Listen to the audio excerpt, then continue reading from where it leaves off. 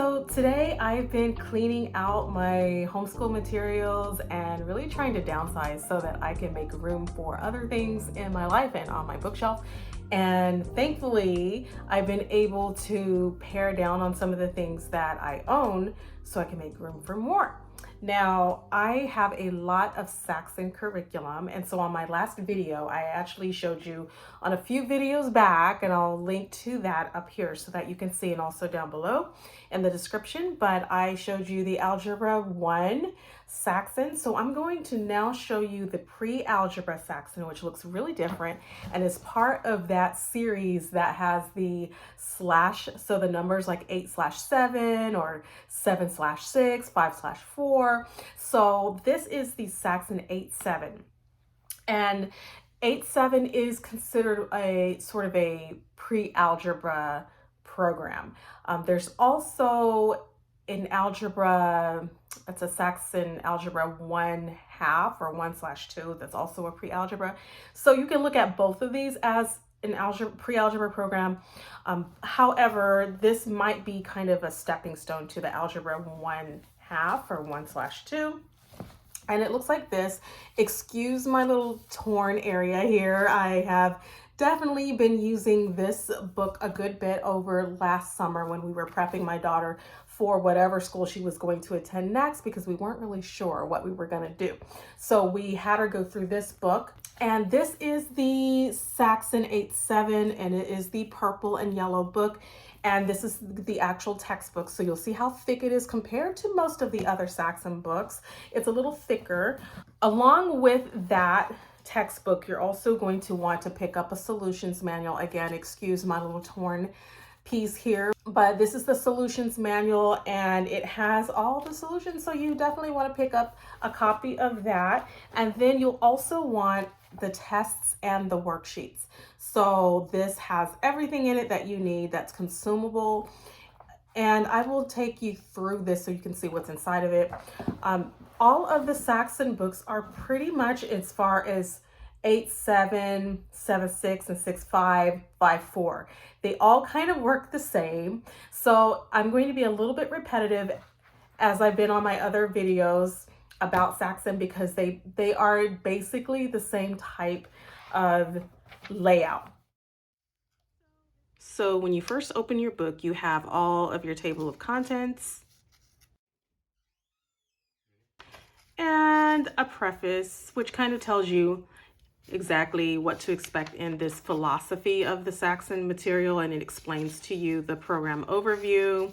So you have a couple of pages of that. It teaches you exactly what to do. So there's no confusion. Everything you need is here. They tell you exactly, explain exactly what each aspect of the curriculum is. So once you hop into the lessons, you'll know exactly what to do. Then it gives you a list of materials that you might need. There are investigations, so I'll show you that in a moment. But this is lesson 1.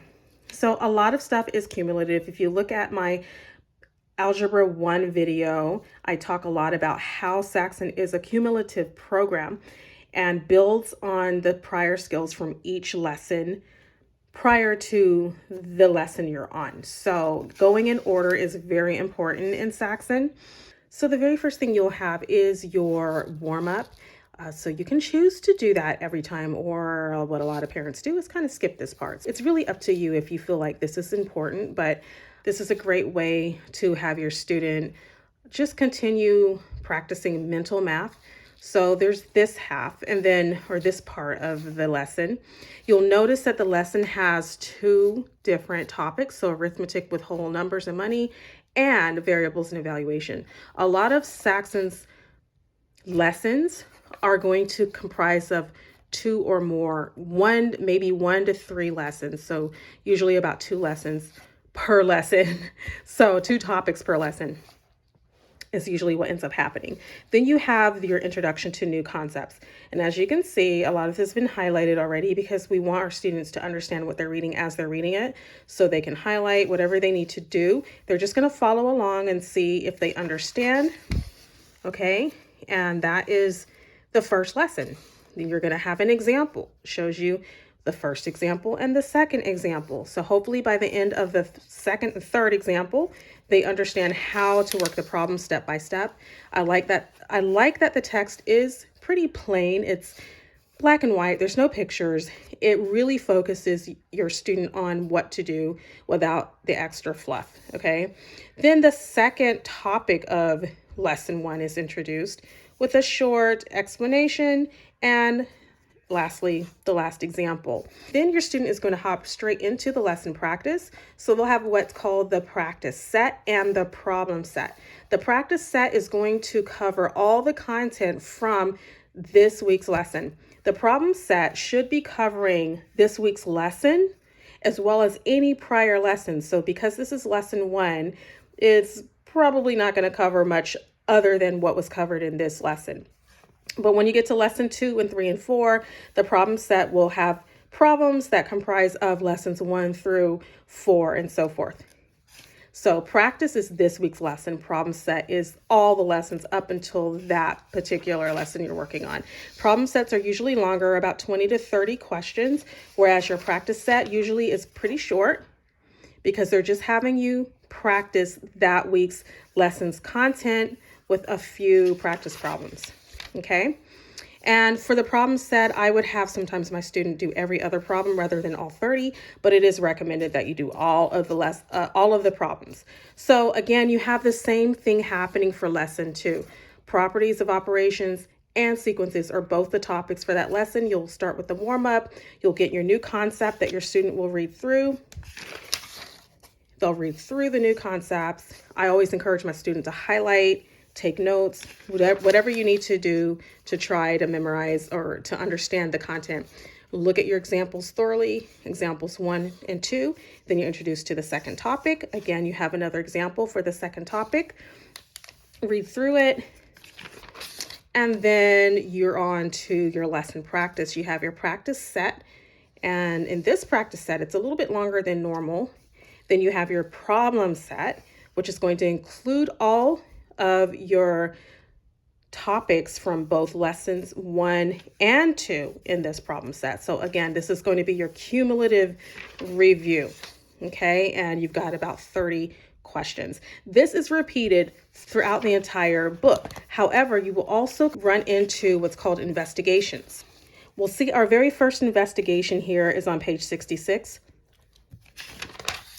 And there are investigations all sporadically throughout. So investigation 2, 3, and 4, and so forth throughout the book. So maybe every 10 lessons or so, you'll run into an investigation problem. So I'm going to show you once you get to investigation 10, page 698. So I'm going to show you the 10th investigation. And this one is on probability, chance, and odds. So investigations give you more of an in-depth practice of a concept. So it's not your typical format of the lessons that I've showed you earlier. Investigations go deep, take a deeper dive into a special topic. So there are a lot of lessons in Saxon. When you include all of these investigations, it's a lot of content and probably a lot more mathematics than what most textbooks are going to provide because there's so much review and so many different topics that are included. So here's the investigation, and it's like a 3-page thing. So you'll see here the activity that the investigation wants you to do is to locate the sheet number 7, and they tell you where to locate that in the homeschool test and worksheets. And it tells you that you're going to need a pair of dot cubes. It tells you exactly what to do, and you can also choose to extend that activity if you want to. So here we are on activity sheet 7 in the tests and worksheets. And so what we would do is these are perforated, so you can pull these out. You can tear that out and then have your student follow along with what it tells you to do in the textbook. And this is their recording sheet. So this is how they're going to do their probability experiment on this sheet. So if you have more than one student, you may want to make sure you get copies of these before you have your students write in them. You can also, again, they're perforated, so you can tear them out and create a new notebook with these. And again, just make sure to get copies so that you can reuse them for other students as well. Now, one thing I need to show you also in the tests and worksheets is that as you're going along with each lesson, you will also want to just double check your test and worksheets book to see what activities you're asked to do. So in the table of contents, it tells you that there are facts practice tests and activity sheets for use with, and it tells you all the lessons. So when I was showing you lesson 1, when you're done with lesson 1, you also want to make sure, or even before lesson 1 begins, make sure that you pick up your lesson 1 activity sheet before you begin that lesson so that your student can follow along with this book as well. So this book gives you all your worksheets. So go to page 13 for lesson 1. And I don't have that because, of course, we ripped it out and used it already. But I'll give you an example of another lesson. So we're going to go to page 43, which is going to be for use with lesson 16. So we didn't happen to use this one, but these are just facts practice. And basically, these are things that your student probably was already doing in last year's or the prior year's lesson. So this is 8-7. A lot of this your students will be familiar with from maybe 7-6. So this is basically review, okay? A lot of this is review, and it's just practicing. Every time your student does a lesson, they get to practice these facts practice worksheets. So here they're doing deducing fractions, and with time they start working on geometry concepts and practicing that every single time. And then you go into simplifying expressions, and they just really become accustomed to algebra and everything that is considered the basic operations. So your students get a lot of practice, okay, with the concepts that are offered. So not only are you giving your student the lesson in the book, along with the practice set and the problem set, along with the investigations, okay, but you're going to go over here to the tests and worksheets and have your student practice this with every single lesson. And they tell you exactly what lesson to rip out that page and work on it with, okay? So this gives your child plenty of practice and cumulative review. And that's why a lot of people do like Saxon. It is a lot. It feels like it's cumulative, but it's also simple in that it's the same type of pattern every single day. So that is my review or my flip through on this Saxon 8-7. And you could actually go to, I believe, christianbooks.com to see, I believe, if I'm not mistaken, there are tables of contents that you can see just to see what the scope and sequence is for this program, and if your children need this level or if they need a different level. So I have with me a 6-5 and a 7-6 as well. And a lot of the content, I'm just letting you know, like if you're thinking about jumping into 8-7, but you're not sure if you want to put your kid back in 7-6, a lot of things are reviewed. So if you feel like some of what's offered in 7-6, if you go to the last lesson in the 7-6 and feel like your kid probably could already do those problems and understand the math, you may very well be able to jump straight into the 8-7 because a lot that was presented in 7-6 is going to be reviewed in 8-7. Usually the first half of a textbook is review from last year's content or the previous level's content. So that's something to keep in mind, that you can also take placement tests, and I'll leave a link below for those tests and where you can find that, just to see where your student would really fall.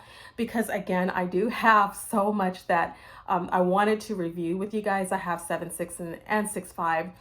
And it's just the same. Basically, Saxon is the same. The only thing different are the actual content that they're offering, but Saxon is laid out the same way in all of these programs, in all of these levels. So here's the 6-5, and it's the same thing in terms of how the layout is and what the lessons look like and the reviews and the investigations. It's all laid out the same way. Only thing different is the content and the level.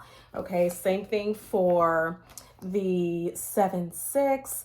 Same idea. Each of them have tests and worksheets and solutions as well as the text. So that is really what you're looking at for Saxon.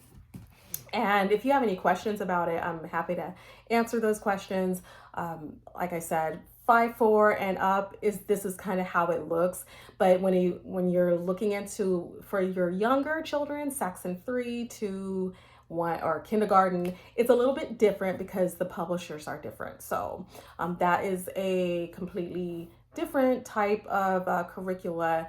But if you need any more information about these levels, then please reach out to me. I'll be glad to answer any questions regarding how we used it. And question, are we using it now? No, we're not using Saxon right now because we are using a virtual school at the moment. And my daughter is about to head into geometry. She just finished up Algebra 1, but the Saxon has been really useful for us over the past many years. Also, we've been using Nicole the Math Lady, so that helps a lot with the understanding of the content. So you can use Nicole the Math Lady in conjunction with what you're doing with Saxon. If you feel like you need a little bit extra support, that's there for you, and I do totally recommend her because it made our use of Saxon so much more user-friendly and more fun and more engaging, and also just take a little bit of load off of me when my daughter was younger and was using the Saxon materials. So that's what I have for you on this video. I hope you enjoyed this flip through. Let me know if you have any questions, and until next time, happy homeschooling.